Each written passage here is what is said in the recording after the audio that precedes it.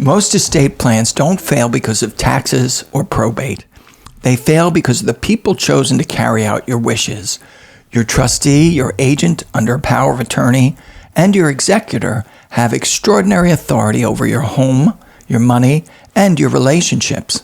If the wrong person is chosen, even the best plan can drift off course.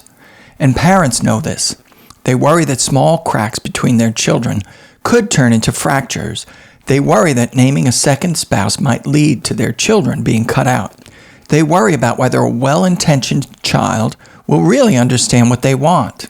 And if you're single and don't have children, these concerns are just as real, and you still need to choose the right person, but you also need to stress instructions, okay? So these concerns are real, and they are exactly what we're going to talk about today, how to choose these people. Welcome to LifeCast, the LifeCounsel podcast, where real stories reveal how thoughtful planning shapes the rest of your life. I'm Jesse Bifulco, estate planning attorney and founder of LifeCounsel. Our mission is simple: to make estate planning clear, practical, and empowering so you can protect your family's wealth, preserve relationships, and plan for life's unexpected turns.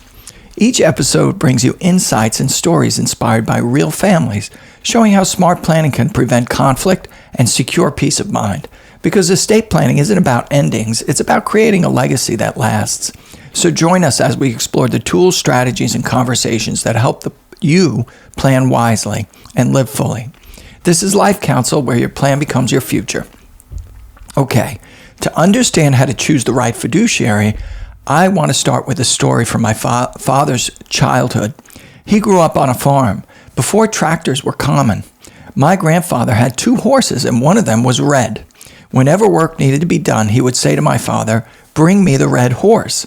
The red horse did the job without complaint, and because he always did the job, he often ended up doing all the work.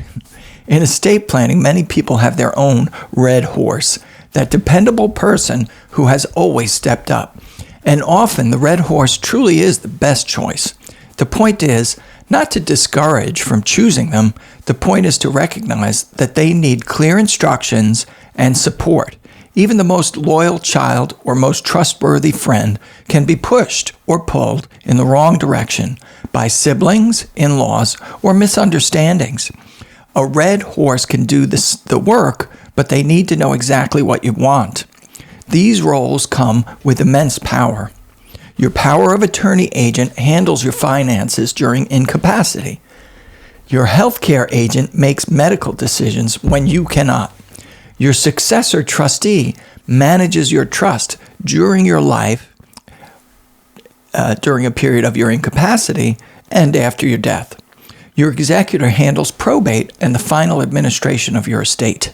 These roles include the power to sell your home, decide whether you can live alone, control your accounts, pay or withhold money, and communicate with siblings about your care. In a crisis, a fiduciary may be dealing with $16,000 a month in nursing home costs. A red horse can carry that load if your wishes are clear. Let me illustrate how clarity matters.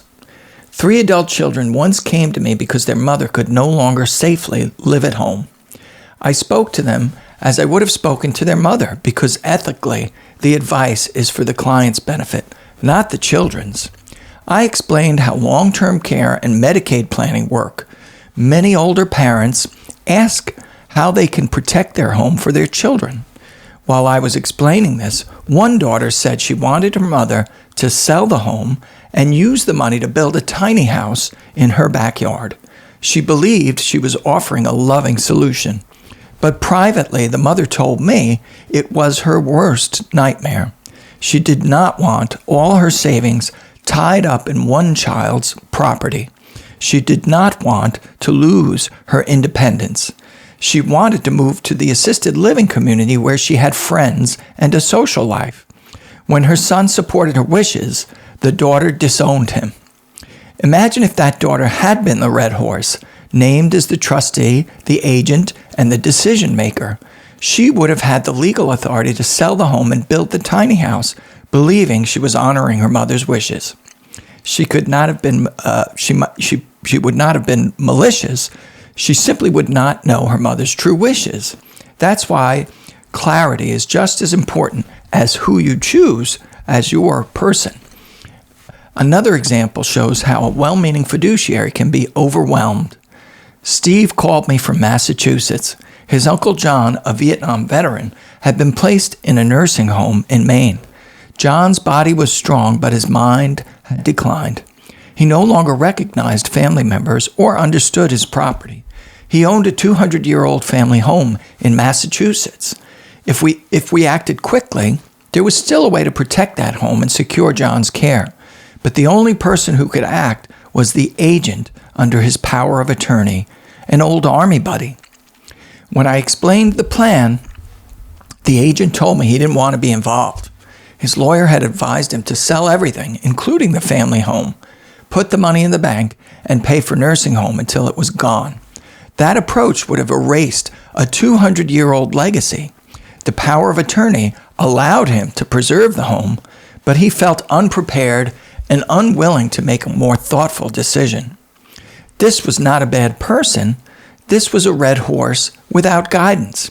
A different situation happened with Bill, a World War II Navy veteran and lifelong bachelor. He lived in the home he inherited from his parents. For decades, he was close to the family next door.